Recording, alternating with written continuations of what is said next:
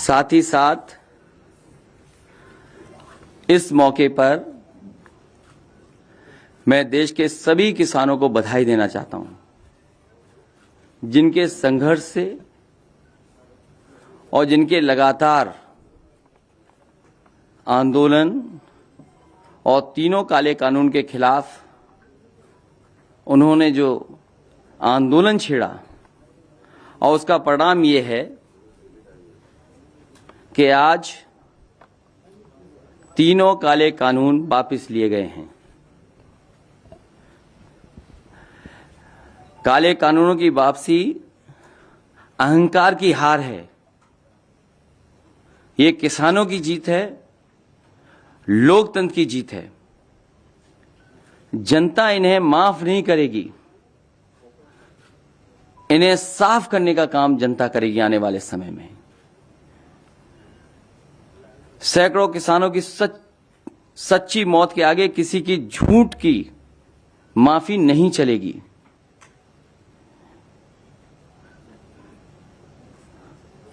जो लोगों ने माफी मांगी है वो लोग हमेशा के लिए राजनीति छोड़ने का भी वचन दें।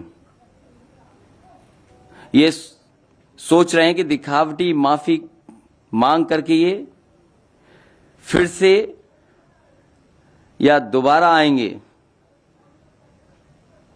ये जनता इनको समझती है।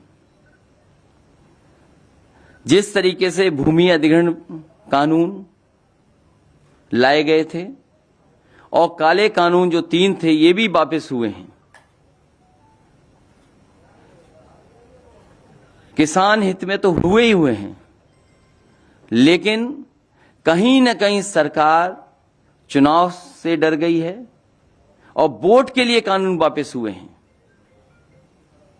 उनकी नजर में किसान नहीं है। और किसानों को कितना अपमानित किया, किसानों को कितना अपमानित होना पड़ा, क्या क्या नहीं सुनना पड़ा।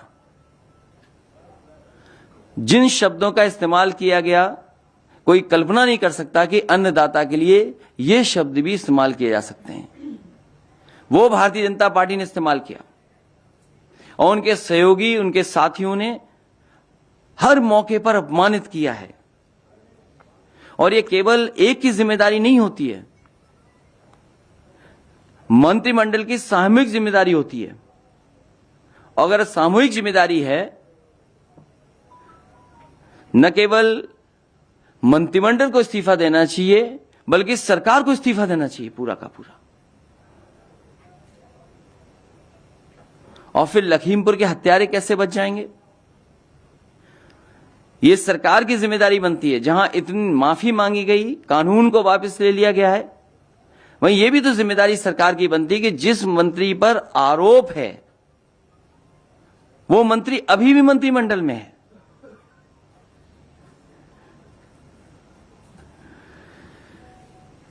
और मैं कह सकता हूं कि सपा को जो समर्थन मिला और जिस तरीके से पूर्वांचल की जनता, किसान सड़कों पर नजर आए, न केवल लखनऊ बल्कि किसानों ने, आए हुए कार्यकर्ता नेताओं ने, और जिस तरीके से नौजवान निकले, उनसे लखनऊ के साथ साथ दिल्ली को भी हिला दिया। याद होगा एक कानून ऐसा लाया गया था चुनाव से पहले,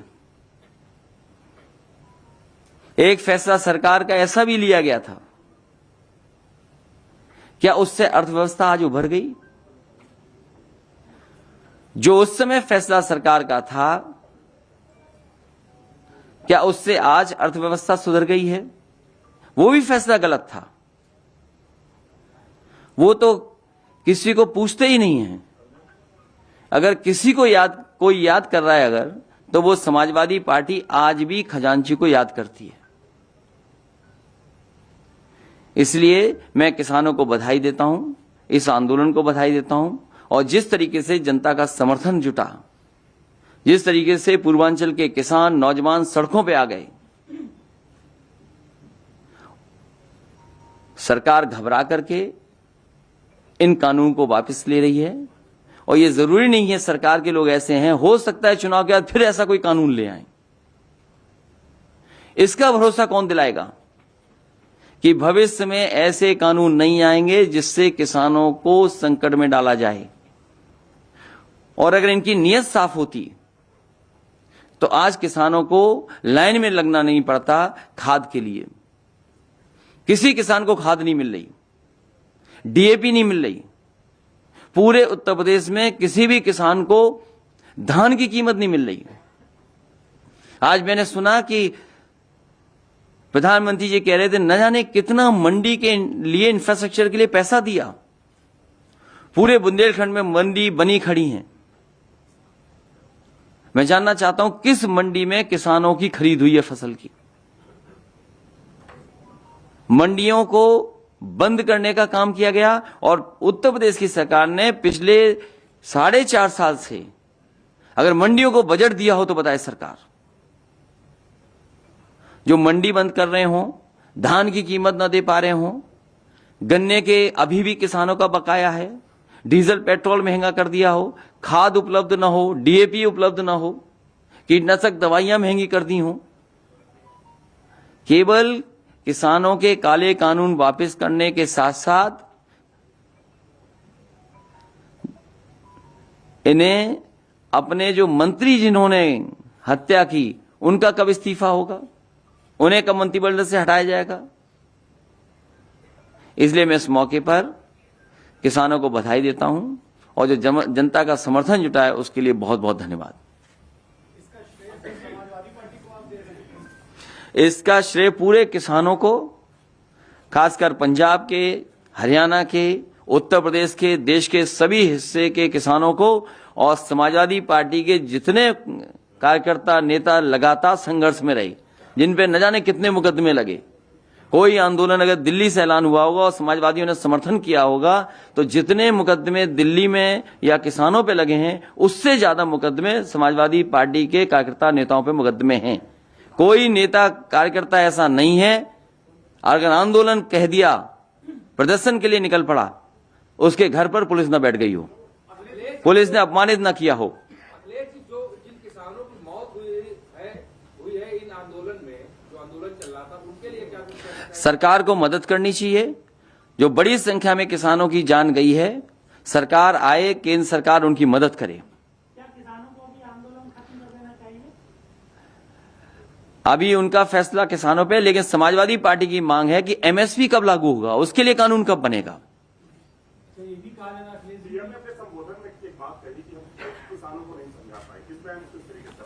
मैं समझता हूं भारतीय जनता पार्टी खुद नहीं समझना चाहती है। ये कानून उद्योगपतियों के लिए बने हैं। उद्योगपतियों के लिए न बने होते तो मंडी के लिए बजट नहीं खत्म होता। एक भी मंडी को चालू करने के लिए बजट नहीं दिया गया और जो पहले से मंडियां चल रही थी उन मंडियों के भी ठीक करने का कोई भी बजट का इंतजाम नहीं हुआ। जहां प्रधानमंत्री जी या भारतीय जनता पार्टी ये कहती है कि 1 लाख करोड़ का इंफ्रास्ट्रक्चर का पैसा दिया है, वो आखिरकार गया कहां? उत्तर प्रदेश में बताएं किस मंडी के लिए पैसा दिया। बुंदेलखंड में आज है प्रधानमंत्री जी, बताएं कि बुंदेलखंड में किस मंडी को उन्होंने चालू किया है। और जब से ये 3 कानून आए उत्तर प्रदेश की सरकार ने क्या बजट दिया है? क्या मंडियों में खरीद हुई किसानों की किसी चीज की? किसी पैदावार की कीमत दे पाई हो सरकार? आज पूरे उत्तर प्रदेश में धान के लिए कहां लेकर के जाए, कहां खरीद हो रही है, कहां खाद मिल रही है? उसी बुंदेलखंड में किसान जो खाद लेने गया था उसकी जान चली गई, एक ने आत्महत्या कर ली। महुआ जिले में जहां प्रधानमंत्री जी बोल रहे हैं उत्तर प्रदेश में सबसे ज्यादा किसानों ने आत्महत्या की। मुझे याद है पार्टी के डेलीगेशन गया था, एक एमएलसी नेता गए थे, घरों पर होकर के आए थे और जो कुछ मदद कर सकते थे वो मदद की थी। महुआ जिला उत्तर प्रदेश का वो जिला है जिसमें सबसे ज्यादा किसानों ने आत्महत्या की है गरीबी के कारण, उनकी फसल की कीमत न मिले उसके कारण। महुआ में मंडी बनी, क्या सरकार ने बजट दिया? हमीरपुर में मंडी बनी, क्या बजट दिया सरकार ने? बांदा में मंडी बनी, क्या उसके लिए पैसा दिया सरकार ने? झांसी में मंडी बनी, किसान बाजार बना, क्या सरकार ने उसमें आगे काम बढ़ाया? जालौन में मंडी बनी, क्या उसके काम बढ़ाया? इस एक्सप्रेसवे के किनारे मंडियां बन रही थी, आलू की मंडी बन रही थी, अनाज की मंडी बन रही थी, उसका काम क्यों रोक दिया गया? लखनऊ में किसान बाजार था, उसको क्यों बेच दिया गया? पूर्वांचल एक्सप्रेस में जगह जगह मंडियां बननी थी, अगर एक भी मंडी बनाई हो तो बताएं। जो सरकार मंडियां खत्म कर रही हो, कानून के सारे उद्योगपतियों की मदद कर रही हो, उससे क्या उम्मीद करोगे आप? तो जहां उन्हें 3 कानून वापस लिए हैं, जनता को सावधान रहना पड़ेगा। चुनाव के बाद हो सकता है फिर कानून ले आए ऐसा। इसीलिए बिना इन्हें हटाए, बिना इनका सफाया किए किसानों के हित में फैसले नहीं होंगे। भारतीय जनता पार्टी का ऐसा कोई नेता नहीं है, कोई प्रवक्ता नहीं है जिसने इन किसानों को खालिस्तानी न कहा हो, इन किसानों को लेकर तमाम ऐसी भाषाएं इस्तेमाल की गई। क्या आपकी तरफ से कोई मांग है कि उन सबके घर जा जाके जितने भी किसान उनसे माफी मांगे? किसान इस बार इनका सफाया करेगा और जनता इन्हें माफ नहीं करेगी, किसान माफ नहीं करेगा। ये किसान इनको इस चुनाव में साफ कर देगा। ये कानून वापस लिए गए हैं उत्तर प्रदेश और देश में जो चुनाव हो रहे हैं, इसलिए इनकी नजर में किसान प्राथमिकता नहीं है, वोट प्राथमिकता है। इन्हें वोट चाहिए बीजेपी के लोगों को, अन्नदाता का सम्मान नहीं है प्राथमिकता। भारतीय जनता पार्टी वोट के लिए कर रही है। क्या आपको नहीं याद है पूरे देश में नोटबंदी लागू कर करके केवल उत्तर प्रदेश के चुनाव पे नजर थी, हजारों लोगों की जान चली गई। खजांची को तो ये आज भी नहीं पूछ रहे हैं। खजांची को कोई याद करता है तो केवल समाजवादी पार्टी। ये जो कृषि कानून वापस हुए हैं और आपने अभी कहा कि देश के तमाम किसानों पर और समाजवादी पार्टी के कार्यकर्ता नेताओं पर भी जो इसको इस आंदोलन का समर्थन कर रहे थे किसानों पर मुकदमे दर्ज हुए, तो क्या आप ये भी कोई समाजवादी पार्टी चाहती कि ये जो मुकदमे इस कानून पर दर्ज हुए तो वापस हुए? क्या भारतीय जनता पार्टी जिन किसानों की जान चली गई उन्हें वापस ला सकती है? क्या किसानों के साथ जो अन्याय हुआ उसके लिए क्या माफी मांगेगी भारतीय जनता पार्टी? कितना किसानों को अपमानित होना पड़ा। और उत्तर प्रदेश में सूची निकालिए आप,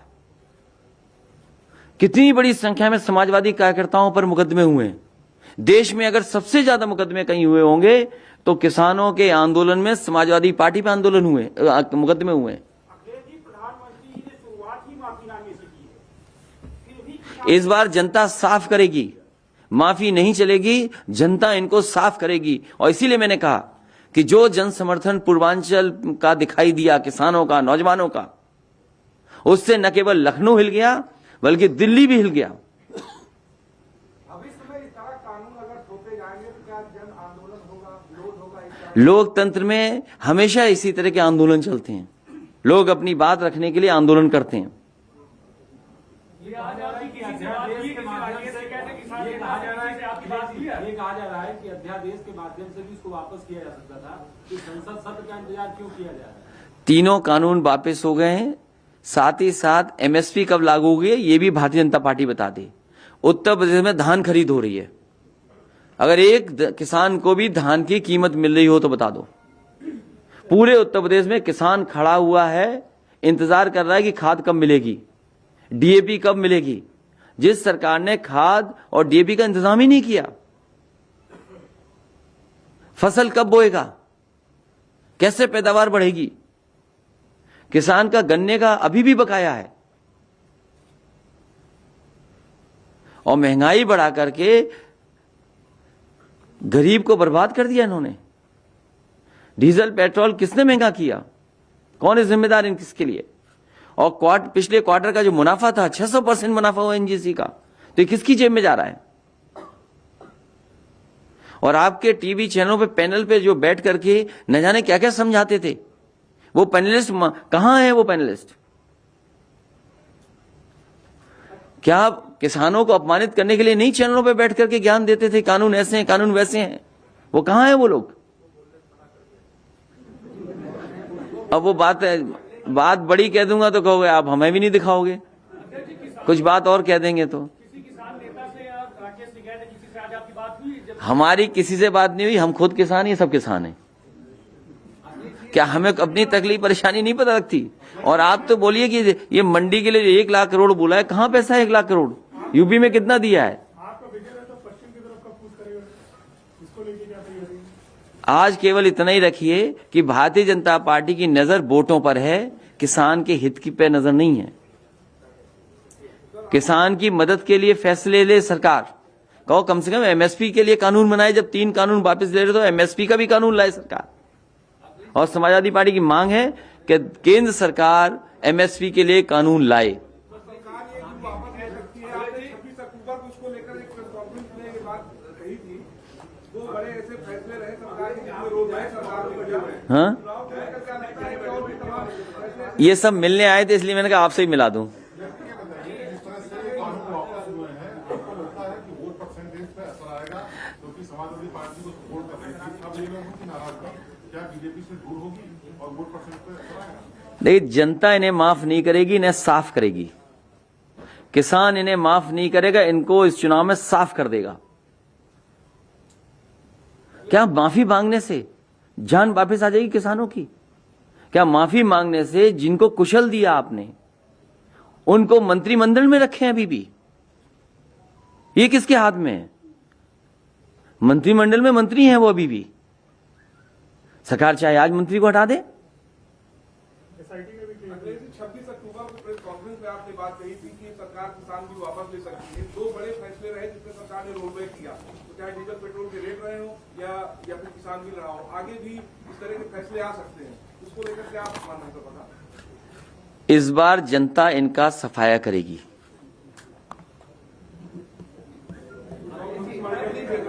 यही भविष्यवाणी है कि जनता इस बार इनका सफाया करेगी। 2022 में आप पुनः शपथ ग्रहण लेते हैं तो जो पीड़ित किसान हैं उनके लिए आप क्या करेंगे?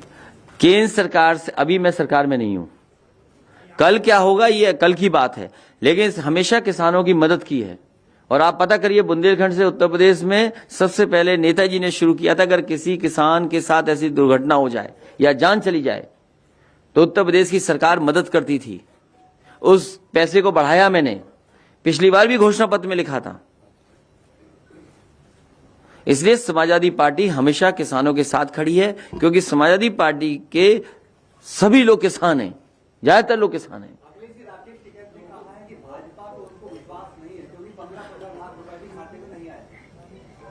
समाजवादी पार्टी का मानना है कि किसानों की मदद हो, एमएसपी के लिए कानून बनाया जाए। आपने नेताजी का जिक्र किया, नेताजी का बर्थडे है, उसमें एक ज्यादा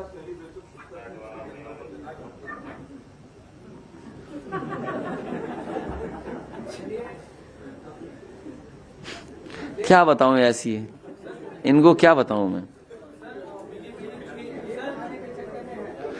क्या बताऊं मैं आपको। बहुत पुराने जर्नलिस्ट हो।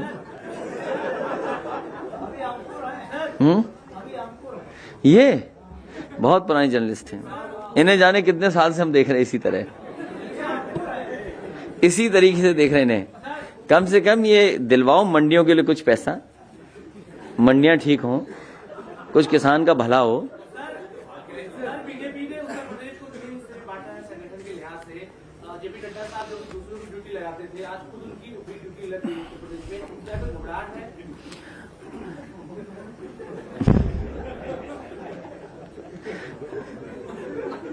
आप मेरे साथ चले थे और वही कारण है घबराहट का। जो जन समर्थन सड़कों पर दिखाई दिया, जो जन समर्थन समाजवादी पार्टी के साथ खड़ा दिखाई दे रहा है, और उसी का परिणाम है कि प्रभारी के बाद प्रभारी और न जाने कितने प्रभारी चुनाव तक बनेंगे। याद कीजिए वो नोटबंदी, जिससे आज तक अर्थव्यवस्था नहीं सुधर पाई, और ना ही भ्रष्टाचार खत्म हुआ, ना ही काला धन आया, ना ही बाहर जो पैसा जमा है वो आया है। और अब आंकड़े निकलवाइए, पैसा ज्यादा चला गया बाहर, लोग बैंकों का भी पैसा ले गए बाहर, बैंकें इन्हें मर्ज करनी पड़ी, एटीएम्स बंद करने पड़े, और भ्रष्टाचार बढ़ गया बड़े पैमाने पे। तो जब नोटबंदी का कोई परिणाम आज तक नहीं मिला, क्या नोटबंदी के लिए भी माफी मांगेगी सरकार? और आज किसानों के साथ जो हुआ है, इतने दिनों के धरने आंदोलन प्रदर्शन में इतने किसानों की जान गई। भारतीय जनता पार्टी के लोगों ने क्या नहीं कहा किसानों को अपमानित करने के लिए। और उत्तर प्रदेश में जिस तरीके से समर्थन जुटा, चुनाव करीब आया, भारतीय जनता पार्टी ने इसीलिए ये 3 कानून वापस लिए हैं। और धोखा देने के लिए, ये धोखा है, फिर कल बदल जाएंगे बीजेपी के लोग। अक्षय जी, आपको भरोसा है तीनों कानून वापस हो जाएंगे, किसान नेता को भरोसा नहीं है? वो कह रहे हैं जब तक सांसद तीनों कानून लोकसभा तो आएगा क्योंकि प्रधानमंत्री ने कहा है, बीजेपी का फैसला है। अब इतना बड़ा झूठ तो नहीं बोल सकते, तो इसके इतना बड़ा झूठ बोल देंगे फिर टीवी देखना बंद कर देंगे हम। प्रियंका गांधी ने प्रेस कॉन्फ्रेंस में शुक्रिया अदा किया है सर कि ऑपोजिशन सब एक साथ होकर उन्होंने इस लड़ाई में साथ आगे बढ़े और शायद इसीलिए बड़ी जीत मिली। मैं किसानों को बधाई देता हूं, जिन किसान संगठनों ने लगातार इस लड़ाई को लड़ा और समाजवादी पार्टी के समर्थन में जिस तरीके से किसान नौजवान आए, कार्यकर्ताओं पे मुकदमे लगे, मैं उन सबको बधाई देता हूं। केशव प्रसाद मौर्य ने कहा कि किसान आंदोलन को चुनाव आंदोलन बताया है, ट्वीट करके। मैंने एक वीडियो और ऑडियो सुन लिया उनके बारे में, लोगों ने क्या कहा है। और अगर आपकी हिम्मत हो तो चलवा दो, यहाँ हम लाइए, हमें पेन ड्राइव पे अगर हो आप पे, मैं चलवा देता हूँ अभी। यहाँ है आप पे तो दे दो, अगर हो आप पे दो, हम अभी चलवा देंगे। नहीं, वो इन्होंने दिया है, ये जो दे रहे हैं हम चला रहे हैं।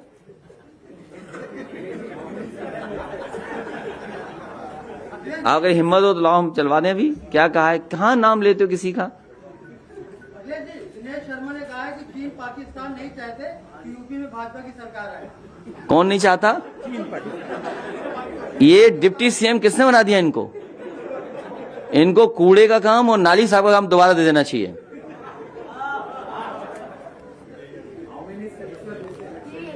More than 400। तो 3 विपक्ष के लिए।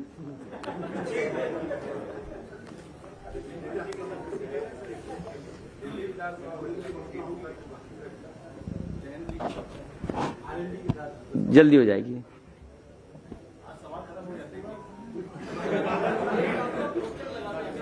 क्या नारा दोबारा लगाओ?